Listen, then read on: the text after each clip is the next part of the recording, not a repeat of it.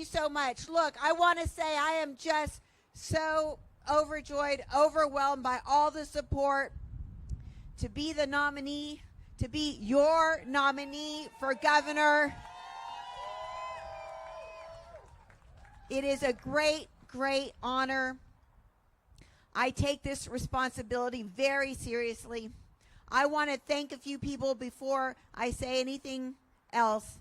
We have assembled, you should know, an all-star team for this campaign, a team who knows how to win. Tonight's results are in large part because of them. Give it up for them, please. And I want to let you know that it is really hard to run statewide in Texas. Running statewide in Texas is like running for president, right? Anywhere else. It's a big, big state. But do you know that it is even harder to be the spouse of the candidate for governor? And so I want to say, John, thank you so much for all your support, for always believing in me, for holding it down at home. I would not be here without you in so many ways. So thank you. I love you. And even harder than the job of spouse of the candidate is the job of kid of the candidate. And so, Pablo, I want to thank you for putting up with mommy not being home a lot, for putting up with all this attention on all sorts of stuff, for all the constant talk of politics, for all the things we have to do. I love you. I do this for you because I want a better state and I want a better future for you, Pablo. And it is that desire, for that love for my boys, that got me to even run for anything in the first place. Because as you may have heard, I'm just a mad mom who got upset when her son's school was threatened for closure. And because I was born and raised in the Rio Grande Valley, where my Grandma Hinojosa drilled into me the life lesson of no te dejes, know your worth and defend it. I didn't sit down and let that happen. I ran for the school board and I won, and we saved our neighborhood schools. From there, I realized the reason why our schools are shutting down in Austin and all over this state is because Greg Abbott, he takes our money and he doesn't put it back into our schools. He doesn't put it back into our communities. So I ran for the Texas House to get back that money, and I won. And that's where I've been fighting in the trenches with colleagues you just heard from tonight, fighting the good fight, because guess what? I've never been afraid of Greg Abbott. And I'm certainly not afraid of him now. And what I have learned watching Greg Abbott at the Texas Capitol is that we work more, we get less, we pay more, we get less, because we are all paying the Greg Abbott corruption tax. Say it with me. What are we paying? The Greg Abbott corruption tax. Let me give you a billion examples. He took $1 billion from our neighborhood public schools for his voucher scam to give to unaccountable private schools to pay for the tuition for wealthy parents for kids already in private schools. He did that after getting a check for $10 million from an out-of-state billionaire. The largest campaign contribution in Texas history.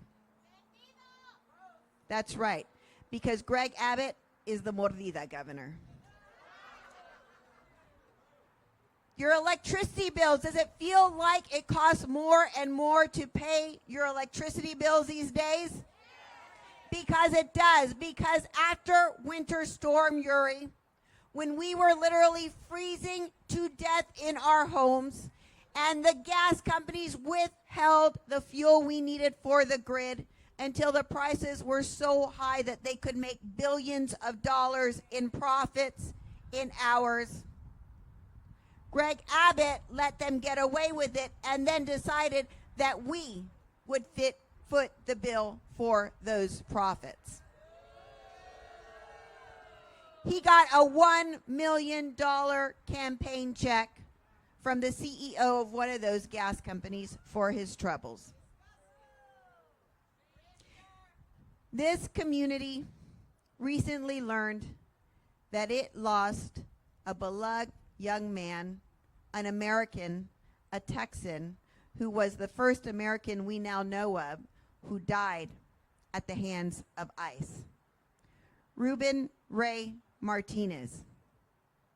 We learned about a week ago that almost a year ago, he was killed in the valley in South Texas by ICE. Greg Abbott knew that one of our own was killed at the hands of the federal government, and he kept silent.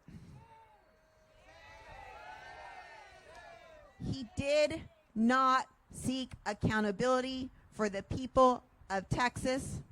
He concealed it. We will get answers.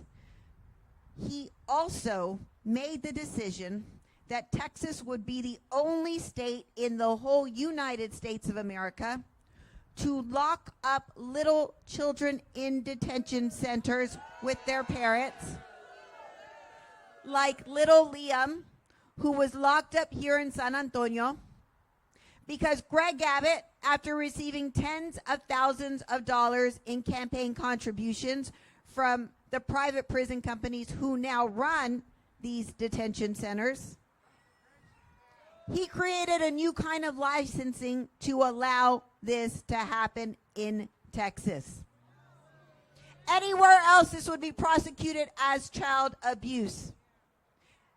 But this is the corrupt reality we are dealing with in Texas.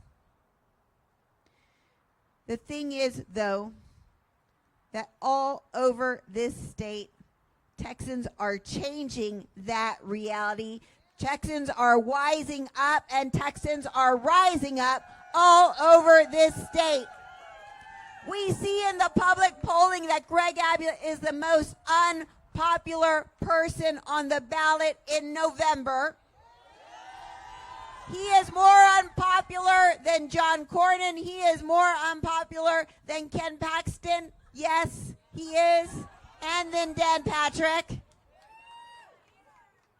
And polling shows that Greg Abbott and I are in a statistical tie in this race in November.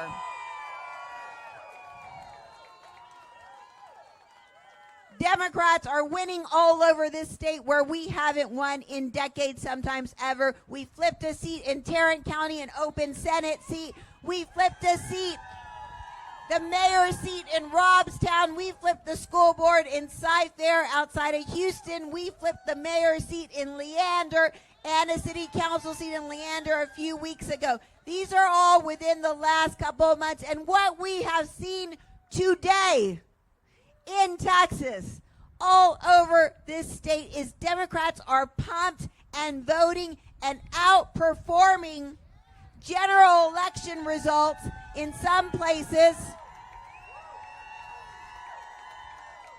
Democrats are ready for change because Texans are a no te dejes kind of people. We know our worth. We know that we can have strong neighborhood public schools when we scrap Greg Abbott's corrupt vendor contracts and we use that money to make Texas teachers amongst the highest paid in the nation.